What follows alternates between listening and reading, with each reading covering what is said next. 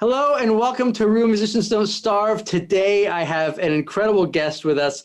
We have Martin Sutton, who is a multi-instrumentalist. He's a songwriter, he's an engineer, he's a mixer, and he's a producer. He's worked with artists including Celine Dion, the Backstreet Boys, Leanne Rimes, various K-pop and J-pop stars, which we're going to talk about in a second because that's a fascinating world. And he's also worked with various X Factor and Idol winners throughout the world. And Martin and I have known each other for probably about a year and a half or so now. And I've always had fantastic conversations with him. He was a signed writer for Universal Music Publishing, and he also runs the Songwriting Academy. And he has a wealth of information every time I talk to him. And Martin, I'm so glad that you're here, and thanks for being with us. Hey man, it's great to be here. I love the fact that we can talk in these weird COVID times. We can talk across the ocean, and it's like you're just like sitting 18 inches away from me. It's amazing. But not only can you talk, you can actually see each other, and it looks good. I know, it's like science fiction. It's brilliant. I know. Hey, before we jump in, I would love for you to share your experience working with K-pop and J-pop, because I'm not sure how much a lot of people know about that market, but it's a massive market. K-pop is Korean pop, and J-pop is Japanese pop. And my favorite country that I've been to it a number of times, is Japan. And the first time I went to Japan was on tour in 2009. And what an eye-opening experience, especially being there, looking at it from a musician's perspective, of just the massive amount of opportunity just there alone. And so I love the fact that you've worked with some of those artists, and I'd love for you to talk a little bit about your experience doing that. It's an amazing market. It's lots of people don't know. Lots of songwriters, particularly, don't realize the value of the K-pop and J-pop market. And it's like, I'm so excited to tell people about it, to teach them about it, because it's just, first of all, there's so much opportunity over there. And secondly, they groom their stars so well that it's almost impossible for them not to be platinum selling artists over there. So, when you get a cut in Korea, South Korea, or Japan, it's, you can't take it to the bank yet, and you may not be able to start digging your swimming pool, but you can definitely buy the shovel.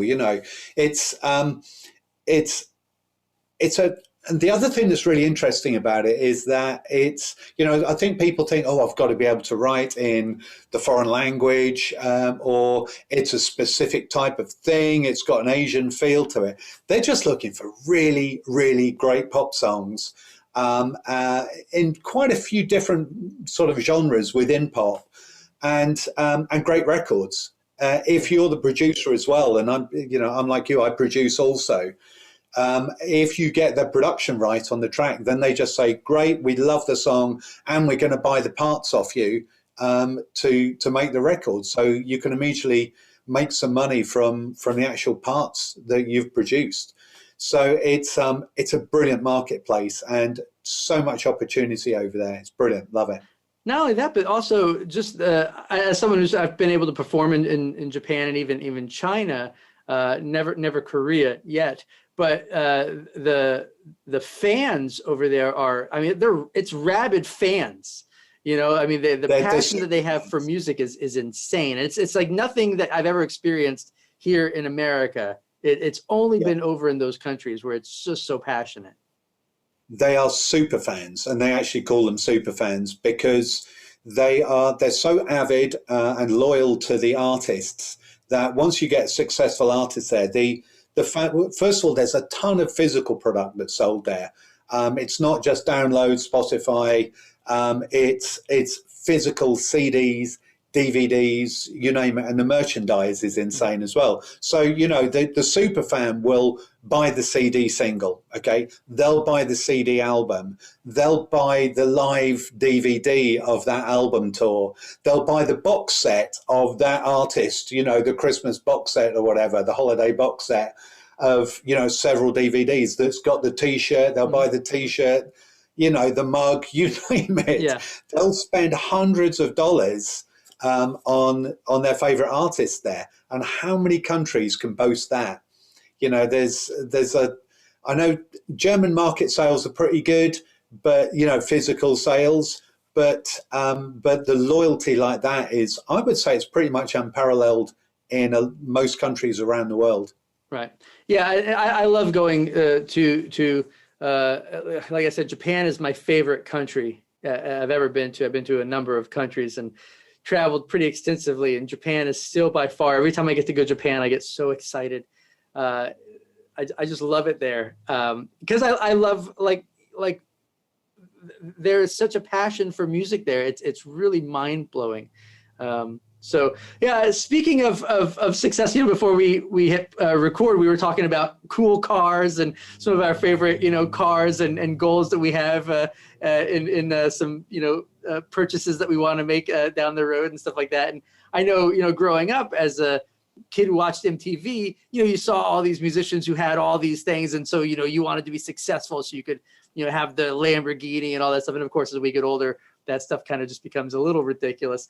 But I would love to know, you know, you've had a fantastic career, and as our definition of success changes through our life, I would love to know what your definition of success is now that you've been able to do so much as a writer and a producer. Yeah, it's a really interesting, it's a very, very interesting question, because I think it kind of changes on a daily basis almost. Mm-hmm.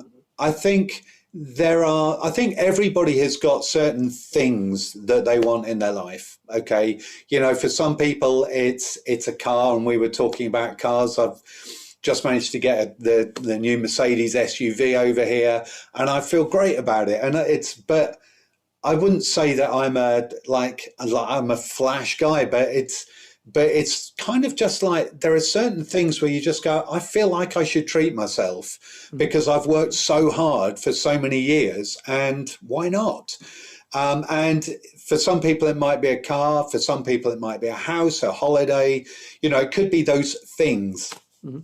That's one element of success, where you can look at something that you've worked really hard for and say, you know what, I worked my ass off for that. I earned it, I got it, and I feel great about it. And but then there's the other, I guess, more esoteric form of success, where, and I've got to say, this tops everything.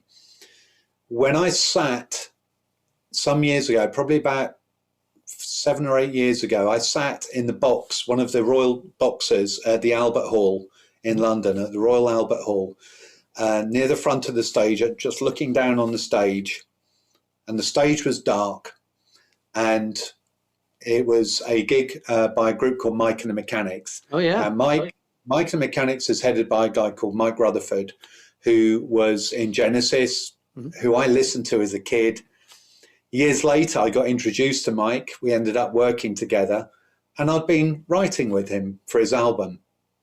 So there I am at the Albert Hall, darkness, and then you hear a guitar play, and the audience, you get the frisson from the audience, you get the electricity, because they know that the music is starting. And onto the stage, as the lights grow, walks Mike Rutherford playing this riff on the guitar. And it was the title track of the album, called The Road. And I'd written the song with him and a dear friend of mine, Chris Neal. The audience erupted, and I still get chills thinking about it. And I cried.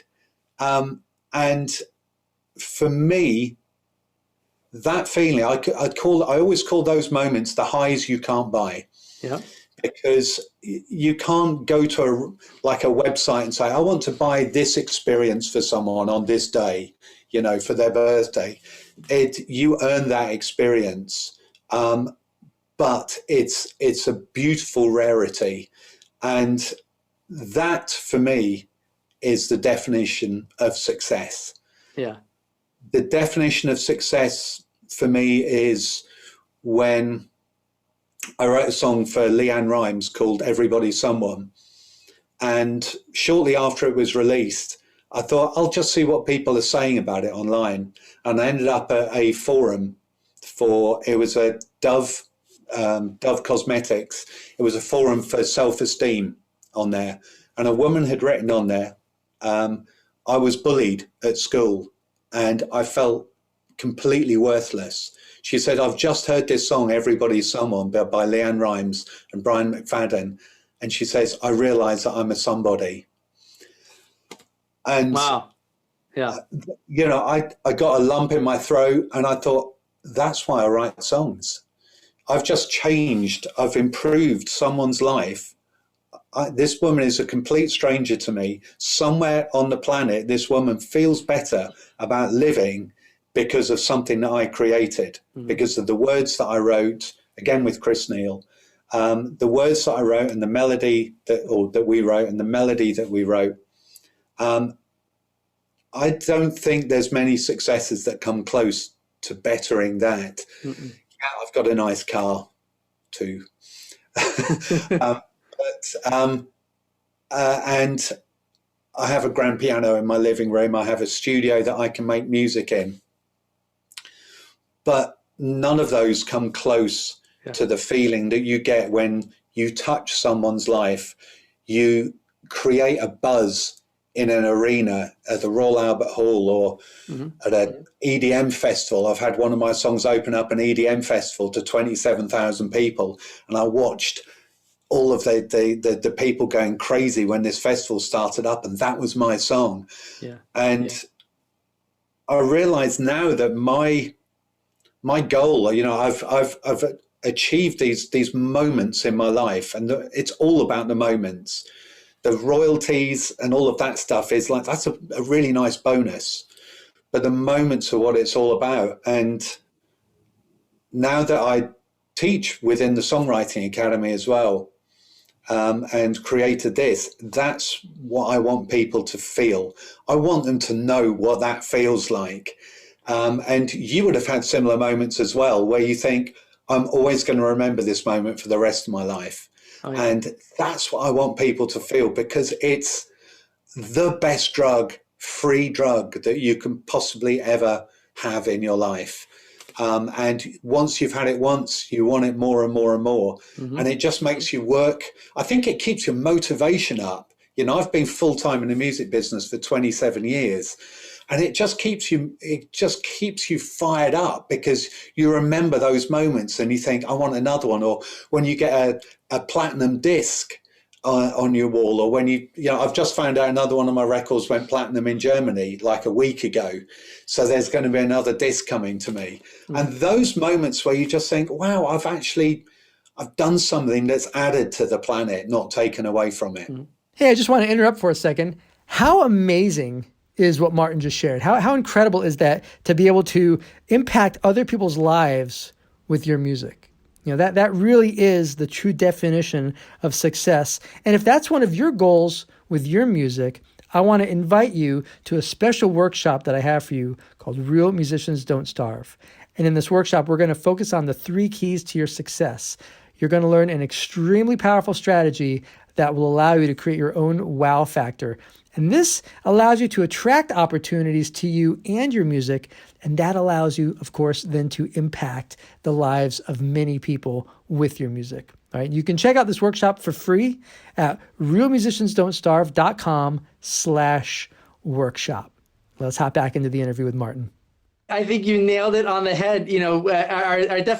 Our definition of success, changes through our lives. Often, we start off with a very selfish definition of success. As a teenager, and specifically talking about myself in my teen years and in my 20s, I was after the record deal and playing in a rock band, because I wanted to have that, the hot car and the big house and hot wife and all that and all the money. And, and the funny thing is that I struggled because my motivation was wrong.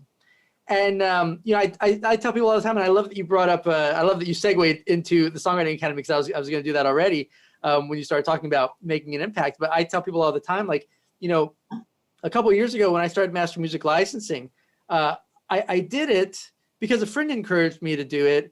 And I looked at it as kind of like, well, I'll just do that on the side. I'll just let that thing, I'll show people how to license their songs. you know, and if they want to watch the course or take the course, they can do it. And I'll just keep focusing in on my path that felt I was on. And then within a year, I realized, just seeing the response that was making in people's lives, I thought, this is the most rewarding thing I've ever done. And it's simply because the information, you know, impacted people's lives. It's the same thing with writing songs. You're changing people's lives, and it's amazing then to turn that into something else that impacts other people's lives. While you can still, you know, while you're still writing songs, you can now help other songwriters. You can help other songwriters impact other people's lives, and you're doing that through the Songwriting Academy. And I think that is the complete definition of success. And for me, it's the definition of purpose as well. Yeah. You know, it's like, I love making music, and you can see from around me that I still make music. Mm-hmm. I still get so much joy. You know, my most recent success was just finishing a song that I co-wrote with an amazing writer, one of our faculty, a guy called Michael Garvin in Louisiana. Michael's written 22 number ones. You know, he wrote Never Give Up on a Good Thing for George Benson. He wrote Waiting for Tonight for Jennifer Lopez. We've known each other for 25 years. And we jumped in and out of Zoom for 2 weeks because I had this idea for a song, like this kind of Sinatra style song. And just finishing that song to the point where we knew that there were no red flags in it whatsoever. There was nothing that we wanted to change about it. That was like, I feel great. That's the really successful moment. Mm-hmm. But the Academy has been, I feel exactly the same way that you do about your music licensing, master music licensing, as I do about the Songwriting Academy. I thought, you know, I was doing it, you know, on a small scale, and then I really enjoyed sharing the information, and people responded. And so we then sort of said, I was talking to my now business partner, and he was saying, you know, why don't you bring loads more faculty member into it so you can cover a wider spectrum of things? And it's the Richard Branson approach: surround yourself with experts. Yeah. And that's what we did. And over the years, we've built the most successful music faculty in the world. You know, collectively, we've sold over 750 million records between us. Oh, wow. But within 6 months of starting the Academy, something that I just did not foresee happened. We had people joining up for our 1-year program. And 6 months in, I saw that they were calling themselves the TSA family. Oh, wow. And what we created was, I would hesitate to even use the word community. Mm-hmm. We have a huge community around the world, but the core of it is the TSA family, where there are people that are just like you, just like me, driven, like-minded, passionate, wanting to help other people, supportive, positive, non-toxic, non-narcissistic, you know, people that just want to go for it. And this family has grown and grown, and these people have been friends for years. They've been working together. They share houses together. They go on holidays together. And so we've brought people together. It's one of the things that we've done. And they still call themselves the TSA family. And within that family, like you were saying, we have that thing where you pass on knowledge and then you see somebody else have success. And this year has been amazing for us. We've had a guy called Jack McNeilage, who is in a group called Able Faces. He and his brother in Able Faces have done loads of EDM tracks with signed DJ producers, and now are in the millions of spins in Spotify. And off the back of what we helped them with, one of our guys has just had a cut with a record-breaking album for Dame Shirley Bassey, and I'm going, I feel like a proud dad. It's like, you know, you give your kids everything you possibly can while they're with you, and then you say, okay, now take all of this and go into the world, and then you're sitting there thinking, you know, I really hope they do well, and they do, and people keep doing well, and you think this is a whole new version of success that I didn't realize existed when I was, like you, 18 years old, I think I probably picked up the guitar because I was broke, and I thought, well, busking. I started busking on the streets. It was like, well, at least I can eat. And secondly, I thought I might get a girlfriend because they wouldn't go near me when I was 18. My definition of success might have been talking to a girl on the street that day who liked my singing. Yeah. Now it's entirely different, and it's about this passing on of the knowledge. That's so satisfying, isn't it? It is. It's funny you say that about being the proud dad. This week alone, in the last 7 or 8 days, I've had 3 people who are in the Mass Music Licensing Program either post on the private Facebook group, or one of them even reached out to me personally. They, 3 big commercials. So I'm sure that there are things that I haven't heard about, but those are just the people who let me know this last week. And I think, man, that makes me feel so good to see people who've gone through this program who they did the work. They followed the system that I laid out for them, but they did the work. But it makes me feel so proud that, they're making it happen. But they're making it happen because they're taking they're actually doing the action steps. That's the big important thing is they're doing the work. They're just following a process that you lay out for them. But man, I'll tell you, that is so awesome. And I agree with you. You buy something, you buy a new guitar or a new preamp or something like that costs more money than what you could have afforded 15 or 20 years ago, and you feel good about that. But at the same point, that can burn up in a fire, or someone can hit your car when you're driving down the road. I mean, that stuff can be ruined in some form or fashion. But the feeling of, no, man, somehow what I went through in my life and what I was able to articulate to someone else in some way has helped them out, and it's helped them accomplish a big goal of theirs. That you can't take that away. It's absolutely the most rewarding thing. It was Steve Jobs that said that he just wanted to make a dink in the universe, and I loved that, and it's like, I think I would like to think that that's what we're doing in some way, just by enabling others. And just addressing one of the points that you said, Michael, that someone does the work. There is no shortcut to success, is there? There is no sort of back door where you can go, oh, well, if I just go down this corridor, then I can bypass all of the stuff that everybody else needs to do. And I can get to the VIP area, secretly. That's bullshit. There is no shortcut to success. There are things that can certainly help you get there faster. And we'll talk about that as well, I'm sure.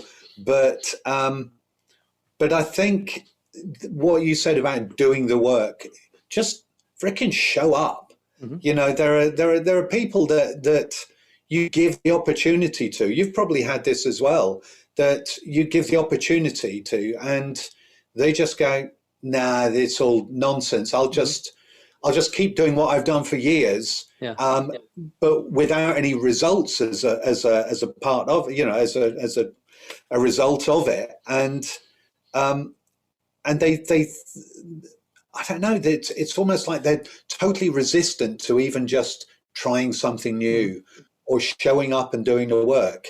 And it's always the people that show up and do the work that I see get their success quicker. Oh, 100%. And that is something, I make it absolutely clear to people that I didn't come out of a music college, write a song, have a hit record, and then suddenly everything's all fine and dandy. I went through a hell of a lot of hardship. Literally, I was singing on the streets for money. And that was the only way I could. And I have been I remember when I was traveling around and I ran out of money, and somebody that I hitchhiked the lift with very kindly pulled over to a shop, bought me a lump of cheese and a loaf of bread and 2 Mars bars, 2 chocolate bars. And I remember sitting, lying on this hedgerow in the summer, eating this bread and cheese, thinking, what a lovely guy to buy me that. And thank God he did, because I don't have anything else to eat. And, I made that last a couple of days until I could get out and play more. And that's why I appreciate every single thing that I've got now, every penny that I've made along the way, through sheer fucking stubbornness. I'm just I'm too stubborn to quit. Yeah. That's what my mom says about me all the time. You're so stubborn. Well, yeah. And then I have something on my refrigerator. I wish I had it memorized, but it was something that she cut out from a magazine or something like that. And it was basically about like stubbornness is just, like persistence, wrapped up in something like that, wrapped up in a bow or something like that. And it's kind of a funny perspective of stubbornness, but I think you nailed something great, like the willingness to starve. And I've seen a lot of guys. It just makes me so sad when I think of some of the people that I've known over the years who are so naturally gifted, who could have had incredible careers if they would have been willing. I hate to say it like that, but if they would have been willing to starve for a year, if they would have been willing to put their nose to the grindstone and get away from the safety net of whatever job they had and actually jump in and focus, because it does take 100% of your focus. And it's funny because you're talking about getting the cheese and the bread, and I started thinking of this is probably 2000, so 20 years ago, where I survived December of 2000 because a girl that I knew really well worked at a company called Honey Baked Ham. And she would give me a sandwich every day for free. And then another person that I knew, also without a lot of money, but she had more money than I did, she made big bowls of chili each week. So I lived on like chili and free honey baked ham that I'd go. I had no money. I was just struggling so bad at that time. It may have been 1999, but it was 20 years ago. But I mean, get this. About 25 years ago, when I first started, I'd sort of quit my job 27 years ago, and I knew nothing about the music industry. I knew nobody. I had no idea how it worked. Yeah. And I just thought, okay, I'm just going to go to everything. I would go to the opening of a paper bag, but just to meet people. And this guy said, oh, you should go to Austin, Texas. And I had a girlfriend that worked at Air France, so I got £50 standby flights, cheap flights. So I went to Austin for a month. I slept in a hostel. I slept on people's floors that I met. Nothing happened. Then somebody there said, oh, you should work with some of our people in Nashville. A publisher in Austin, Hamstein, they were kind of interested in me, but they didn't sign me. But they said, come go and work with some of our writers in Nashville, which of course is where you are. Mm-hmm. And so I went there a few times within a year. And the last time I was broke. And I was literally sleeping in the back of a van. I was eating the 99-cent Burger King breakfast every morning. Oh, wow. I was washing in the Burger King bathroom and then going to my sessions. And I ran out of money there. I remember driving into town to go busking in the center of Nashville, not even thinking that they might already have a few good singers there. And it's literally, I made like a few bucks because they didn't give a damn. Some English guy singing songs on the street, nobody cared. And I had to, even to the point to get enough gas to go back to the airport, I had to take the sleeping bag back to the shop that I bought it from, complained so bitterly about how rubbish it was that the manager came up and said, sir, would you like a refund? I went, you're damn right I'd like a refund. And I got like $15 back or something so I could get back to the airport. But I was broke. I had nothing. I was literally driving along, looking up at my dear departed dad and just saying, Dad, help me out here, please. And this is where I came to this equation of sacrifice equals success, that all of the sacrifice I made then, about 2 years later, one of the writers I'd been working with there, Randy Goodrum, wonderful guy, he called me up and he said, we've got a nibble on one of the songs you wrote with me. And I was like, great. who is it? And he went, Olivia Newton-John. I was like, oh, the Wow. Olivia Newton-John.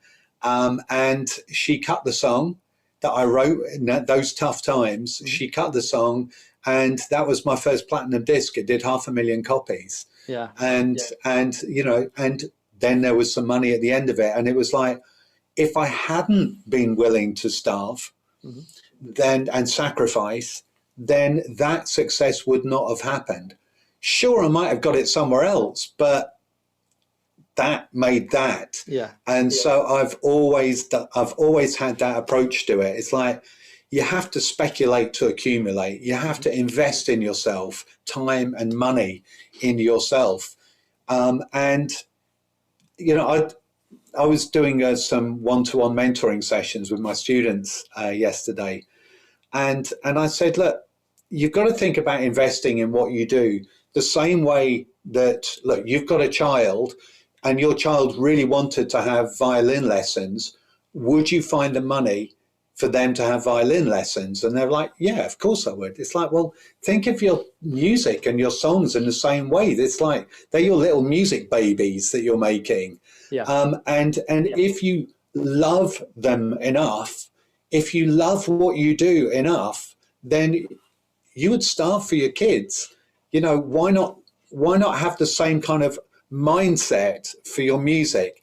I'm not saying that you have to starve. You don't have to if you're smart, but being willing to, that's the mindset that takes you the extra mile, isn't it?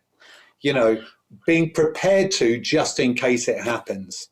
I think, I don't think you have to starve, but I think that now, well, I don't think you probably have to starve now.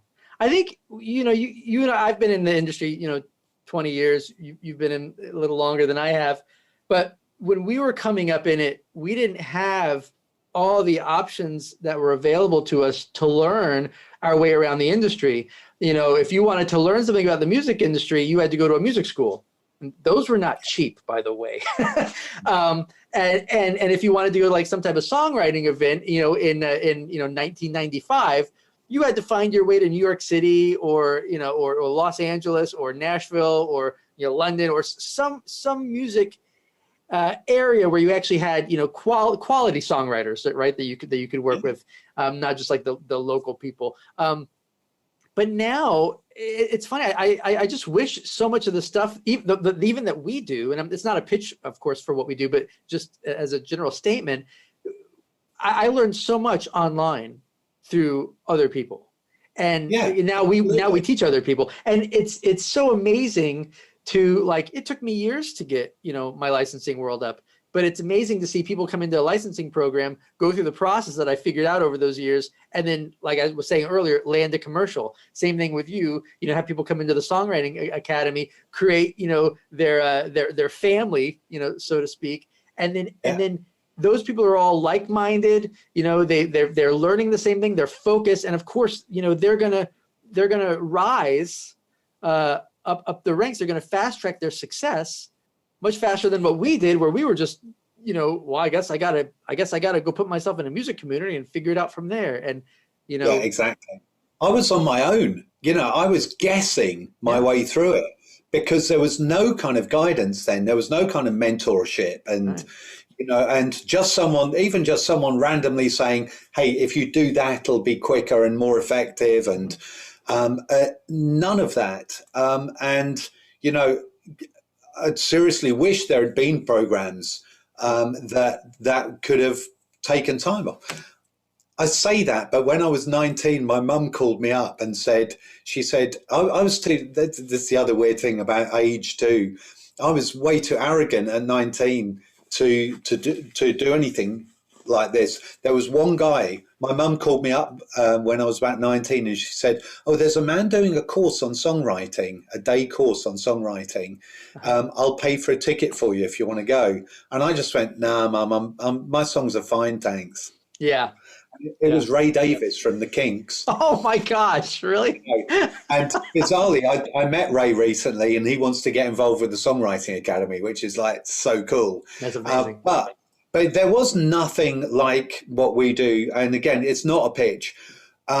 So, you don't have to sleep in the back of a van now. Yeah. You don't have to just guess where you're going and who you're going to be working with.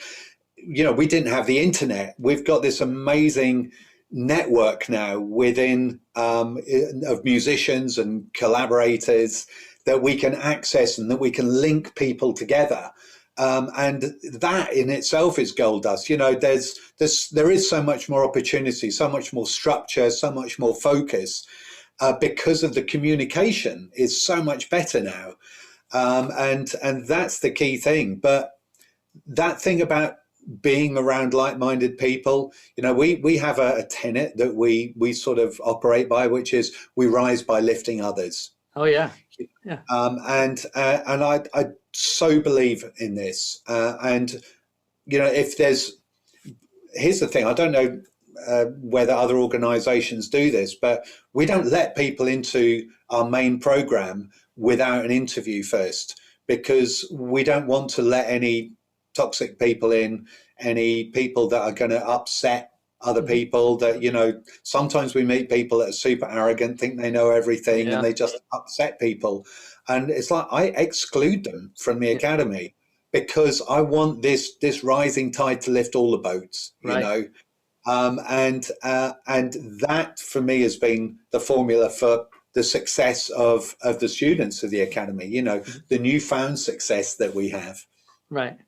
Well, it's interesting because you're talking about like even technology, and you're sitting in your studio, I'm sitting in my studio, and it's funny because as you're talking about that, I'm looking at your gear, and of course my camera's facing the opposite way, but I look at like what I have, and it's funny because I think, and I know you've had this experience as well, but going back to like even say like pre-2000, back into the 90s and whatnot, if you wanted to make a good recording of your songs, it cost a lot of money, and you spent a lot of money going into a studio and that studio owner spent hundreds of thousands of dollars on. I see you have an 1176 behind you, right? Yeah. On really nice, preamps and compressors and consoles and stuff like that. But it's funny because now it's pennies, literally pennies. We have more technology in the computer that's sitting right next to us, and the plugins that are in our DAW, than what we could have paid, had in a studio that cost, $200,000-$300,000 20 years ago. Yeah. It's crazy. My studio, or the gear in my studio, has just shrunk from, let's say, like a watermelon to a pea. Yeah. I used to have the desks, the digital desks. Yep. I had all of the outboard gear. I had the racks next to me with all of the gear, and it's virtually all inside my Mac Pro over there. Yeah. I still love to have analog gear going in, the microphone through to the universal preamp and the 1176. So, I still have that. But apart from that, this is it. This is my studio. But I make records in here. Yeah. And that, again, for all of the people that are writing and producing songs now, is so much more advantageous than what we had in the early days. We sound ancient, don't we? How it used to be. Yeah, I know. Yeah, I used the to. young people of today, they don't know how lucky they are, Yeah. But it's kind of true. But I feel very lucky to have this gear. That's for sure. But again, it's like the whole thing about showing up and doing the work. It's like, it's one thing having it, but you've got to be prepared to sit here for a good few hours and make the record that sounds great, right? And not just expect someone to do it for you. So that, I think it's a different kind of sacrifice now. I think it's less of a financial sacrifice and more of I think it's an emotional sacrifice you make, in terms of, it's like you've got to be prepared to put your heart into it, if you want the success from it. Right. And that's it. You're sacrificing time. Mm-hmm. That's it. But even sacrifice seems like a really big word now, mate. I think it's investing. It is. anybody that's in a startup, any other kind of startup company, and I always call songwriters, producers, musicians, I say you're an entrepreneurial startup, and you're the CEO, you're the financial officer, you're the driver, you're the turn, you're the cleaner, you're the accountant, you're everything. And any other startup, you would invest something. If you were creating a product, you'd invest in getting a prototype made, or in designers, or whatever it is, or marketing people. And you have to look at it the same way, investing a certain amount of time and money in your startup business, because it's twofold. First of all, it will motivate you more if you do that. And secondly, it will motivate other people more, because it will show them that you give a shit about your music. Mm-hmm. The people that come to me and that haven't invested any of their time or money, they're just expecting it to happen for them. Yeah. That tells me a lot about that kind of person, this kind of entitlement, as opposed to someone that says, yeah, you know what, I work all of the hours that I can on this. In fact, a guy who literally has just joined us like about 3 days ago, he's joined our 1-year program.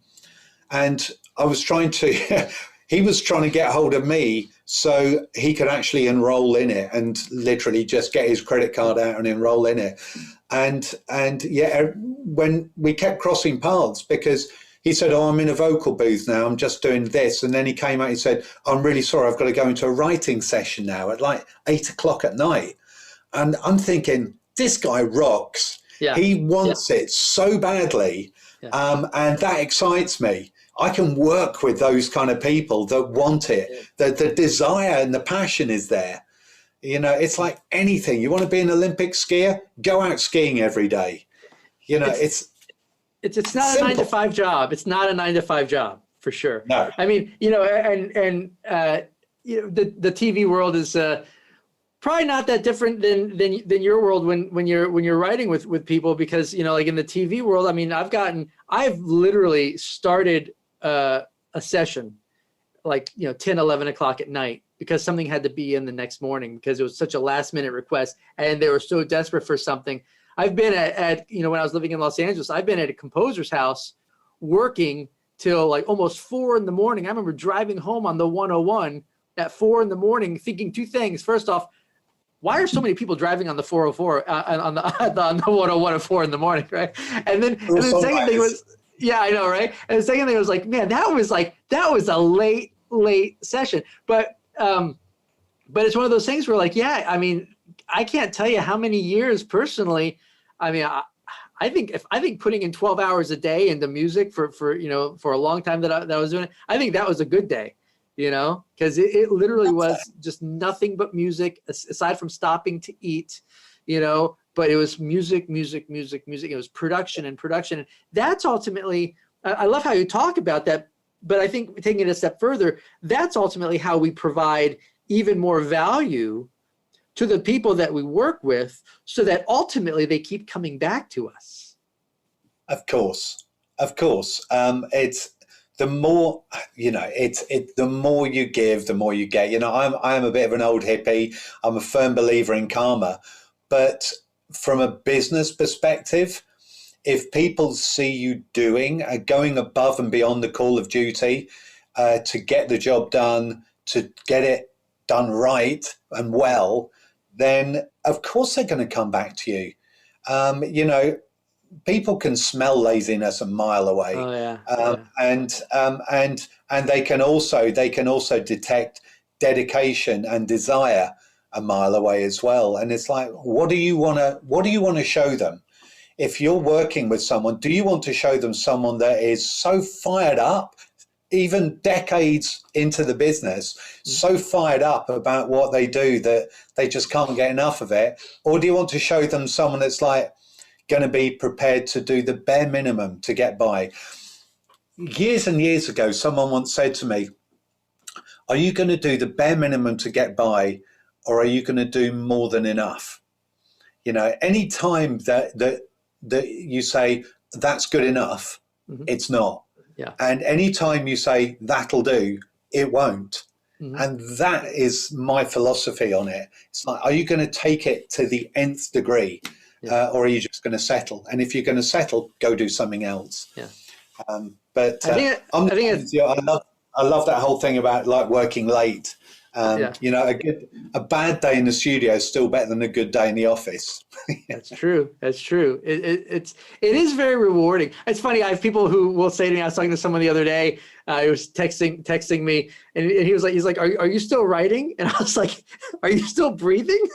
It's such a weird thing to think like people ask, that type of question, like, are you still writing music? I'm like, once you're a musician, how can you stop? I mean, like, how can you stop doing it? That's something that I can't fathom. And I look at, and I think when I was a teenager, I looked at some of these older guys who were successful. They had long careers, and here they are in their 50s and 60s. And I think, like, well, how come they don't just like retire and live by the ocean? I mean, they made all the money, they could make. But I think after doing it for so long, even when I take a vacation, especially, over the holidays or something like that, and it's like, you have to, leave town and go visit family. After like 2 or 3 days, I am just itching to grab a guitar or just lock myself in a room somewhere and create something. It's so hard not to, even after just a couple days. Absolutely. There is a physical drug involved in this. When we create pieces of music that we love, it affects us physiologically. When we get the rush, the spine tingle, and they actually, some scientists put these people in a room and played music to them. It was like a lab situation, a laboratory situation. And they played different types of music to these people. And what they found was that when those people said, "Oh, I've got the spine tingle," when that thing where you're, "Oh, crikey, that got me." Yeah. They measured their blood, and there was an 8% increase in dopamine. Oh, wow! So frequencies have created a physiological change. Now, I don't know whether the music was just music or whether there was music and lyrics. But we know that the effect is the same. We can hear Barber's Adagio, and we can get but we could also hear, whatever song it is that moves you that has lyrics attached to it. We can have that same spine tingle moment, the lump in the throat, or you want to dance around the studio, or all the hairs on your arms stand up.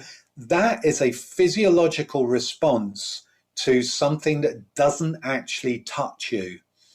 It touches you emotionally, but it doesn't physically touch you, which I find absolutely unsurprising but breathtaking at the same time. Right. Because and so if you think of it in that response, then it's like, why do people keep going back to find love? Because there is a drug that happens. It's all the serotonin, the dopamine that happens.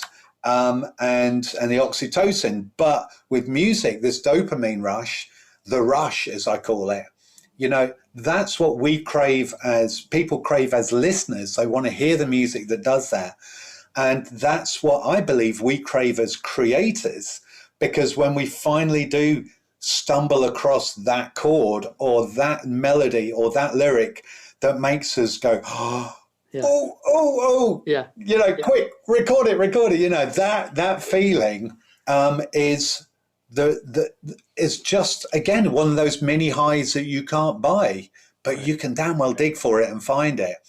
And incidentally, I tell everybody, and here's for anybody that's listening to that, if you know what that feeling is, then and even if you don't, keep writing until you get it. Because if you don't get that feeling when you're creating a piece of music, then don't expect anybody else to get it. Right. If you're going, this does all of the right things musically, it's correct musically, and melodically, yes, that's correct, and the lyric says what it's supposed to do, that's one thing. But if you don't get the feels where you go, and you just want to listen to it over and over again because it moves you so much, then all you can ever hope for from the listener is, yeah, that's correct. Yeah. If that's all you're saying, then it's going to be mirrored by the listener if you're lucky. You're the one that's supposed to be the most excited about your song. And so that's what we sort of encourage people to try and find, the different front doors into the song, the different ways of finding that. And I think you'd agree. I hope you're going to agree that that's why we don't settle on the first thing that we necessarily create. We keep prodding it and pushing it and shaping it, and then we suddenly uncover this beautiful diamond, right? You know the feeling. Mm-hmm. Mm-hmm. I think you just dropped the bomb of songwriting wisdom here on everyone. That's brilliant. And I have to say, I have two more things real quick that I want to ask you. But I want you to, I sat through one of your presentations. That's how we met. So about a year and a half ago, you were in town giving a presentation, and I went and attended it. And so it was absolutely fantastic, and was able to meet and become friends with you after that. And I was so impressed with a lot of the stuff you were sharing. And like that's a bomb of wisdom, right? But I have to say that having sat through your presentation, that's just a small nugget of what you actually deliver for those who actually have the opportunity to watch Martin in action. So while that was a big bomb, I think it was just amazing. Having sat through an entire presentation of yours, that was just a little nugget compared to a lot of the other stuff. There's still some other things that you shared during that presentation that I still tell other people about.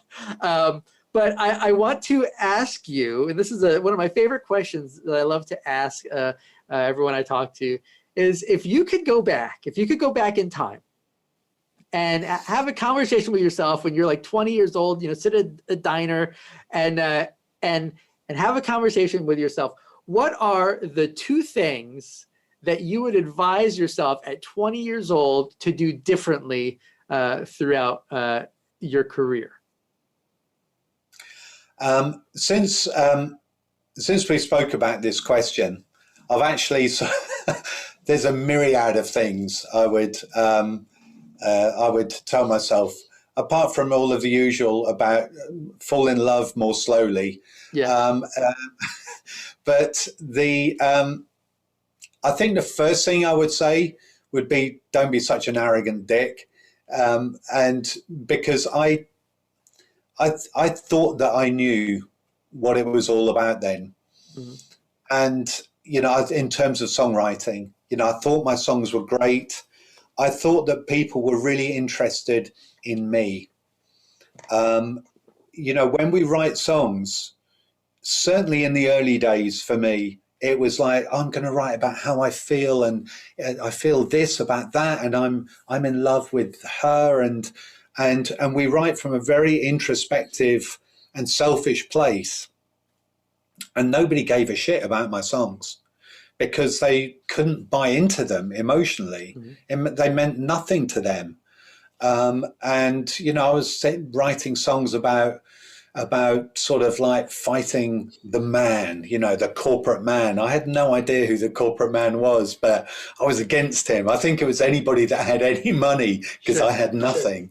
And I thought pop music was rubbish. I didn't even stop to listen to it properly to hear where the art was in the song.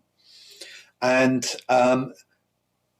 when I sort of like, some years later, when I really went into the music business full steam ahead, and I actually started then writing songs that I thought other people wanted to listen to. And nobody gave a shit about those because there was nothing of me in there. There was no authenticity in there. I was just it was songwriting by numbers. So I'd gone from one extreme to the other. I was two sides of the bridge. But when you come into the middle of the bridge and you write from here for someone else, then that's where the magic started happening for me. That's when I started to have hit records. And that's the sort of foundation of where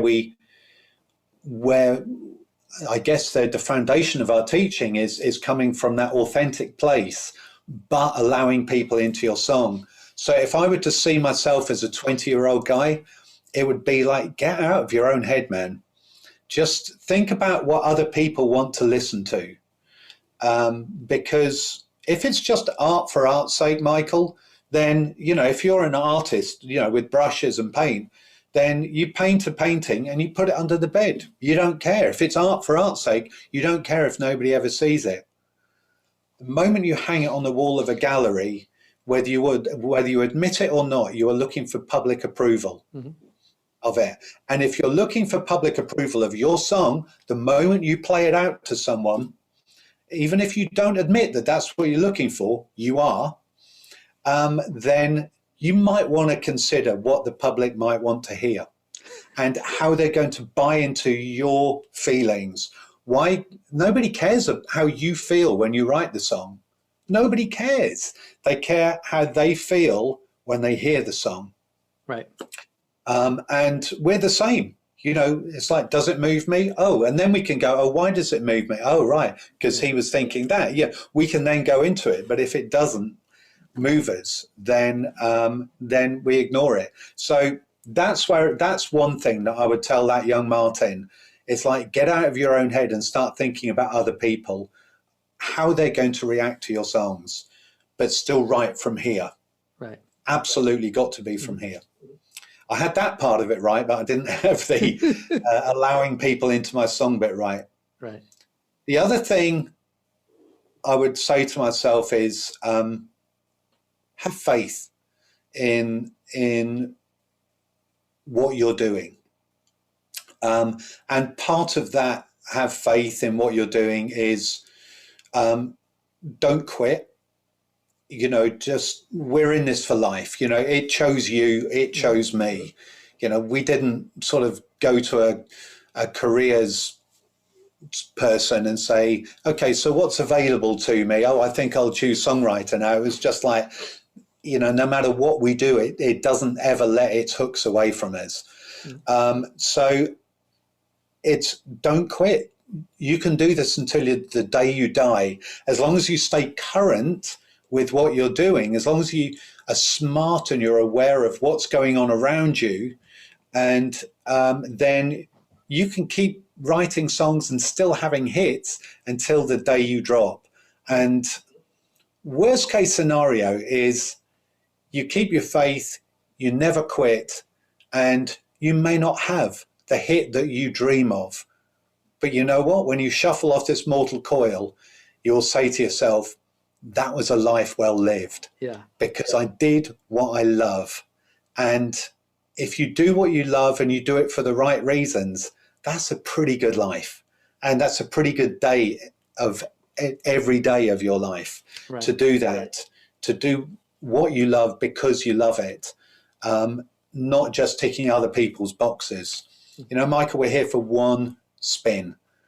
And I don't think I needed to tell myself that. I kind of had some sense of that when I was young, that we're here for one spin and you've just got to follow your heart. Right. Don't let anybody else interfere with your dream.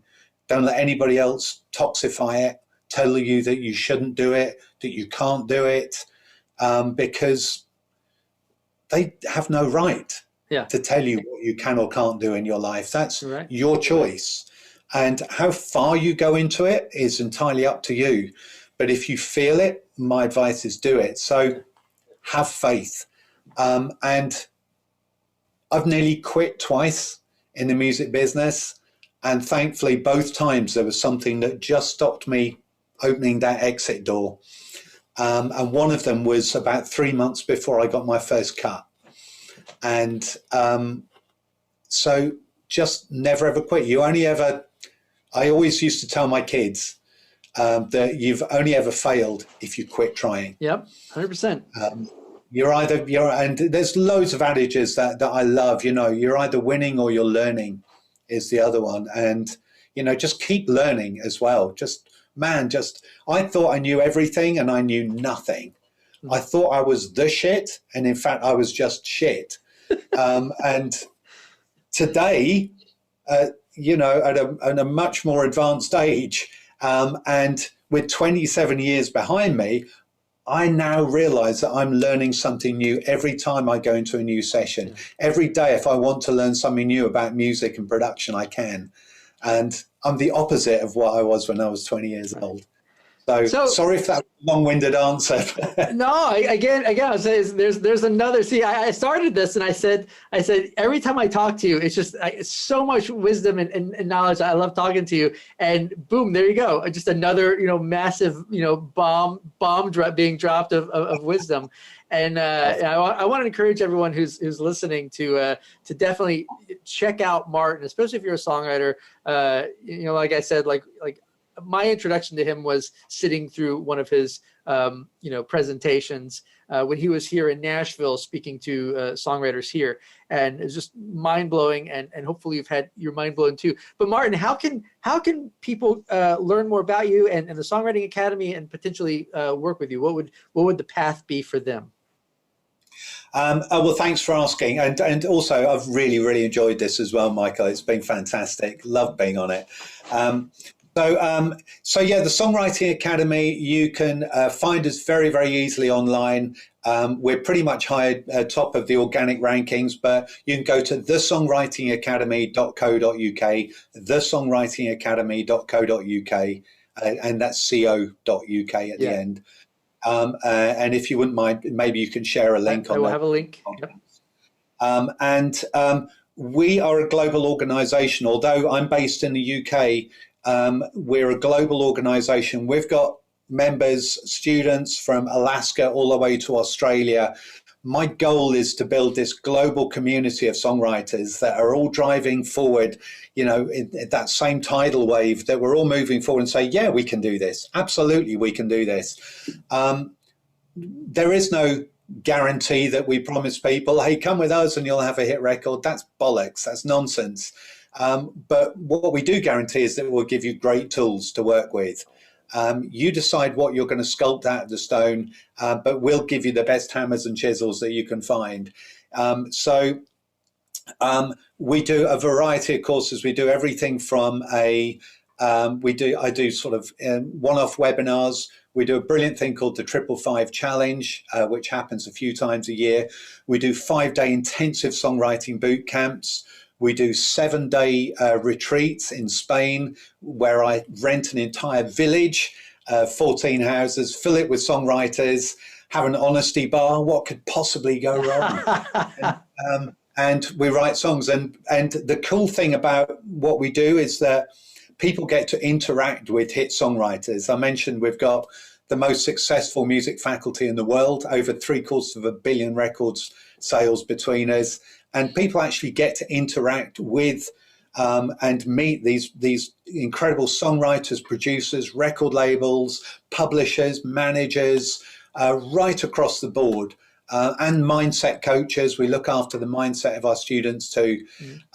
And we'll give introductions for collaborations with people all over the world. So we've got this amazing community. And of course, we do a one-year program, which is significantly cheaper than the music colleges that you were talking about. Yeah. But it all depends on what you want. The most important thing is, like, you've got to know what your goals are. If you're just, if you came to me and said, hey, I want to make it in music, it's like, well, what does that even mean? I always think it's amazing when people are like, I hope you make it. I'm like, what does that mean? What does making it mean? I know.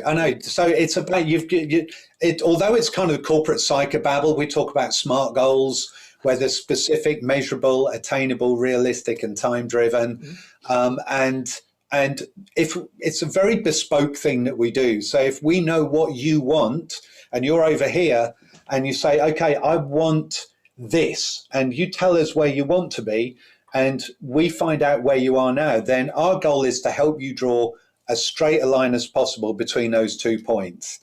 We're not holding a gun to anyone's head saying you've got to take our advice. But if you're not currently getting enough of what you feel you deserve from your music, then maybe it's time to try something different. And, the very least, you'll always have welcome arms with us and an open ear. So we've got an amazing team of people here that actually give a shit about songwriting and musicians. And that's my goal. I sort of said, my goal is to build this huge community of people. It's my purpose here. I don't draw wages from the Songwriting Academy. I'm basically reinvesting everything to try and make this amazing community around the world. And so if anybody's like me and you, then of course they'd be welcome. Yeah. But no arseholes, please. Well, unbelievable information. And I love that, earlier you were talking about entrepreneurs and every musician is an entrepreneur. And that's something that I really try and emphasize over and over and over to the musicians that I work with and speak to. And with Real Musicians Don't Starve, we have a manifesto, and I always love to end every podcast with the manifesto. And it's specific even to what you were talking about, being an entrepreneur. And the manifesto is, real musicians are business owners, and our business is music. Now, a business is simply an organization where value is provided in order to make a profit. And unlike starving musicians who operate with a mindset of scarcity and fear, as success-driven musicians, we operate with a mindset of abundance, confidence, and service. We are doers, we are dreamers, we are creators, and we are achievers. We know that our true value is determined by how many people we serve and how well we serve them, because our truth is real musicians don't starve. Love it. Yeah. Absolutely love it. The entrepreneurial mindset and looking at your songs as an asset, I believe, is essential. No matter whether you're a songwriter or an instrumentalist, whatever your craft is, if you're not a songwriter, but you're just an instrumentalist, looking at what you do as being an asset to others, that's essential for you to be able to expand your business and actually create a career out of creating music. Yeah, exactly. And I would just not caveat that. I would add one thing to that as well, is that I believe that if you do it for the money, you're always going to be falling short. I always tell my students to do it for the right reasons. Do it because you love it. Mm-hmm. Write the songs that you love, but craft them and rewrite them and rewrite them and rewrite them and craft them. But do the things that you love because you love them. And those are the songs that, for me, at the end of a session, I've said, I don't care what happens to this song, I'm always going to love it. I'm always going to be proud of it. Mm-hmm. Those are the songs that have gone on to be super successful for me. And so I don't chase the money. Yeah. I chase a song that I'm going to be proud of. And guess what? The money's always hot on its heels. Yep. You nailed it. I always say, don't chase the placement, write the music that's authentic to you, and the placements will come. Yeah, exactly. Field of dreams stuff. Awesome, Martin. Well, thank you so much. Just a ton of incredible wisdom from you today. And I'm so happy to have you share that with everyone. And if everyone listening, definitely go check out Martin and the Songwriting Academy, and we will chat with you soon. Amazing. Thanks so much, Michael. It's been a real pleasure. Always a pleasure chatting to you. Cheers, buddy. Awesome. Thanks, Martin.